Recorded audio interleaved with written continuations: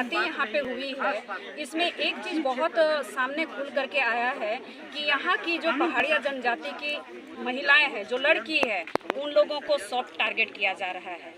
एक रैकेट काम कर रहा है। इन लोगों को बहला फुसला करके इन लोगों के करीब जाना, इन लोगों का शोषण करना। अगर उनके हिसाब से वो चल रहे होते हैं तो बहुत अच्छा चलता है, और अगर उनके विरोध में ये खड़े हो जाते हैं तो फिर उनको ये सब चीज़ें झेलनी पड़ती है।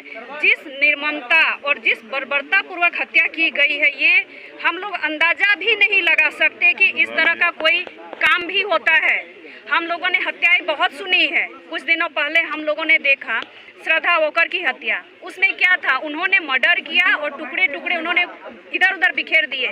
लेकिन ये तो उससे भी और भी दिल दहलाने वाली घटना थी कि उन्होंने हत्या किया और उनके चमड़े तक को नहीं छोड़ा। ये सब क्या है?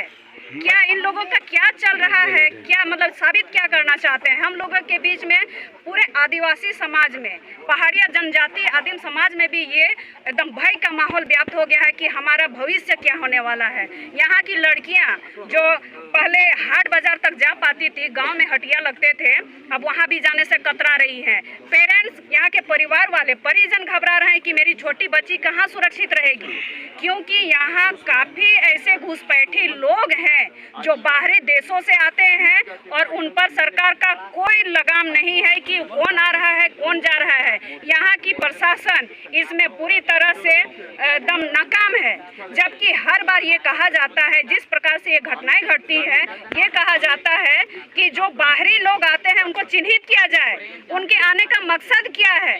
लेकिन नहीं, बांग्लादेश से जो घुसपैठी यहाँ आकर के एक मामूली बिजनेस को लेकर के, साइकिल लेकर के आते हैं, कुछ सामान बेचते हैं और उन घरों में बैठते हैं और उन लोगों को चिन्हित करते हैं जिस घर में लड़कियां होती है, और उस घर में वो डेरा डंडा जमाने लगते हैं। ये बहुत ही दुखद विषय है और हम लोग पूरी तरह से इस सरकार को दोषी मानते हैं कि इस तरह से इन लोगों को चिन्हित करे और अगर सजा नहीं दे सकते हैं तो हम लोग के सुपुर्द उनको करें। इस प्रकार की घटना देश में प्रतिदिन बढ़ती है, इसके बारे में क्या कहना चाहिए? इस प्रकार की घटना, आपका जो कथन है उस हिसाब से हम लोग बोल रहे हैं। घटना तो कभी होती है, घटना कोई एक होनी होती है, एक अनहोनी घटना होती है, लेकिन एक ऐसी घटना होती है जो कि आपके सत्ता के आते ही मैक्सिमम आदिवासी महिला के साथ या कोई भी महिला के साथ रेप केसेस होता है, मर्डर होता है या अपहरण होता है।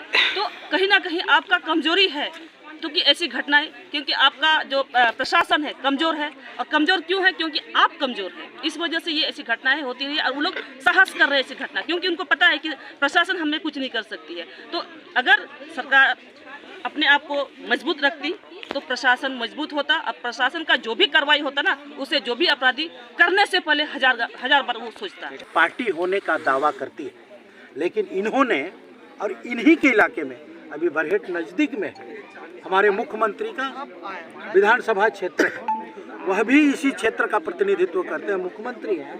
लेकिन जितने सारे विभत्स कांड हो रहे हैं वो इन्हीं इलाकों में हो रहे हैं। इससे ऐसा लगता है कि उनके द्वारा और प्रशासन के द्वारा, लगता क्या है कि आप सबको पता है, संरक्षण जरूर मिलती है, तभी इतने निर्भीक तरीके से आदिवासियों के ऊपर इस प्रकार का अत्याचार करने में इस समुदाय के द्वारा या अपराधी तत्वों के द्वारा किसी तरह की कोई कोताही नहीं की जा रही है। मतलब निर्भीक होकर के अत्याचार